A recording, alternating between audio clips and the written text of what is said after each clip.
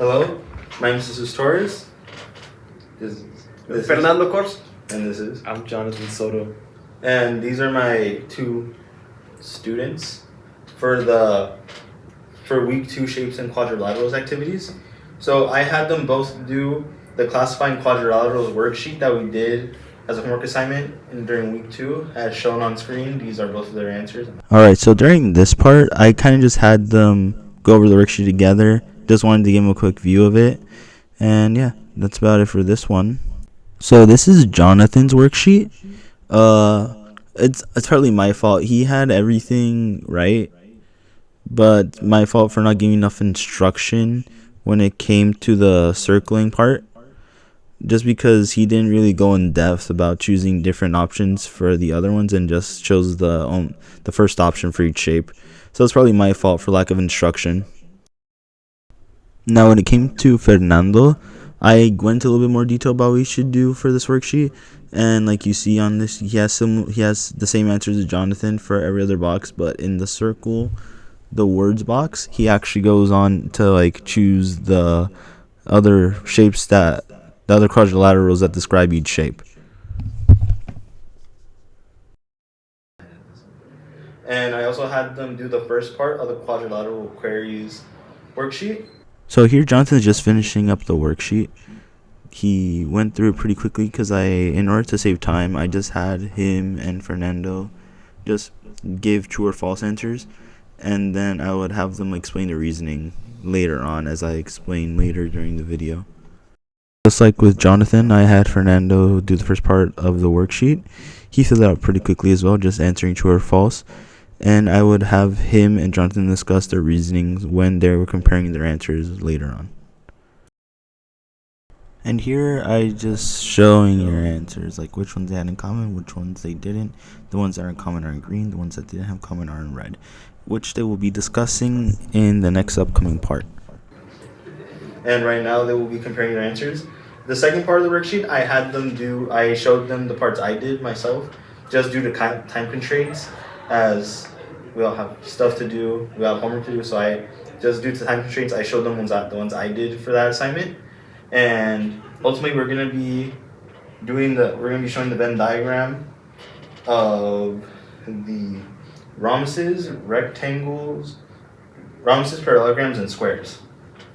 So if you two go ahead, share your answers with one another. I'll be over here. Okay. So in the A, all squares are rectangles. How about true? Same deal for me. Yep. Alright. B, all squares are rhombuses. How about true? True. Alright. C, all squares are parallelograms. I put false. I put true. Okay. D, all squares are kites. I put false. I put true too. I think I want to put true. I think I want to be true. I mean, in my case, I just thought that for the last one, parallelograms, I thought like a square also has like two sets of parallel sides, so that does make it a parallelogram, right? Yeah. It's kind of the same deal with the kites. I don't know. I didn't have the concept of kites very like grounded down, but it kind of made sense that a square was a kite because it had like congruent sides, so to say. Yeah. Okay. Blah, blah, blah, blah. All squares are trapezoids. I put false on that one. I put true. Did you explain why you put true? The congruent sides. The square has two congruent sides. I'm thinking the trapezoid has two congruent sides too. But a trapezoid only has one set of parallel sides. Then I should put false. Okay, there it is. Okay, no rectangles are kites. Put false. Put false. No rectangles are rhombuses. Put false. False. No rectangles are parallelograms. Put false. False. No rectangles are squares. I put true. I put false. No rectangles are... Because a rectangle has only two... Rectangle has to be a parallelogram with like, what do you call it? 90-degree angles, right? And if that rectangle has like same side lengths, that makes it a square, right? So the rectangles are squares. So I don't know, the double negative confused me a bit. Yeah. But so I think, yeah, so it's false because rectangles can be squares. Yeah. Okay. Some parallelograms are trapezoids. True. Who falls on that one? I couldn't really think much about that one. Because again, like the rectangles needs to have like all straight angles, right? Uh-huh. Straight angles, that's how you call it? Yeah, basically. Yeah, okay. Like right angles? Right angles, thank you. So yeah, a rectangle needs to have all like right angles. Mm-hmm. So that means there's no like only one set of parallel sides. It needs to have two parallel sides, Mm-hmm. right? So it can be a trapezoid because of that. Oh, okay. Some parallelograms are kites. True. Some parallelograms are rectangles. Apropos. I put true. Parallelograms are rectangles. Right. I guess all. No. Because rectangles are they only matter of the congruent sides, no? On the right angles. And the right angles, so Yeah, some yeah. parallelograms are and parallelograms you can't have right angles, right? Yeah, parallelograms can Oh, parallelograms, see. could be like that, right? But tilted. Yeah. So So it doesn't have right angles, so so it's not a rectangle. uh-huh. Like this is also a parallelogram and a rectangle. Because of parallel. Yeah. So in that case, some parallelograms are rectangles, true. I guess so. Yeah. I forgot to mention this earlier. If you have any questions, ask me. Oh. I think we're good. We have Right. everything wrapped Alright. down over there. That's good. Yeah. Alright.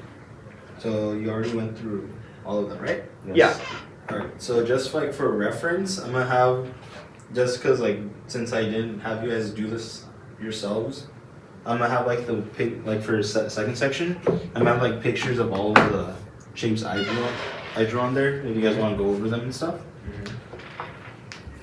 And so basically now what I want you to do for the next part is I want you to draw a Venn diagram, which is and not like this, like not like the one shown on here, but it's like basically you draw like a circle.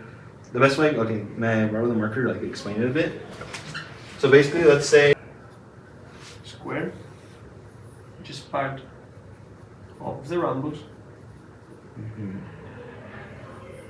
which is part of the parallelogram.